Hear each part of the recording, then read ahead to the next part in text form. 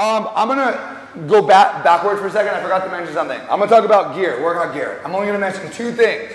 Number one, the shoes that you wanna get are called training shoes. Not all training shoes are perfect, but I'll explain what kind of training shoes you want.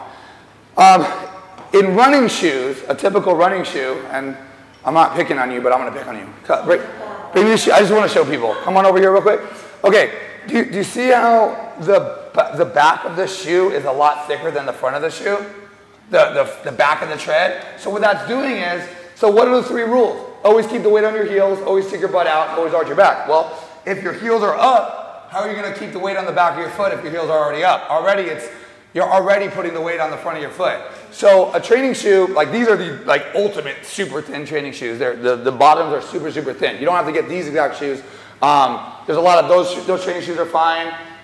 Those ones are a little high. Those might be running shoes. Those are training shoes. Those are great. You know, a lot of people, those are great training shoes right there. So you want it where, those are great training shoes. You want the back of the shoe to be as thin as possible. So you have the same thickness in the front and the back, and very, very thin. And that'll allow you not only to have good lateral support, so you're not constantly if we're doing reverse lunges, the thicker the shoe, the more you're doing this, and then you spend more time trying to balance than you do focusing on the muscles. And it also allows you to keep the weight on the heel of your foot, which allows you to stick your butt out and do all the things that we do.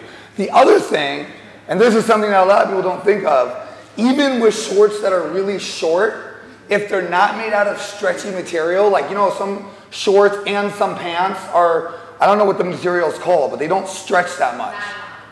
Nylon, is that what it is? Those will really mess up your workout, because what will happen is you'll squat and you'll get super tight. You're like, oh my God, I want my pants to split. So you'll end up doing this.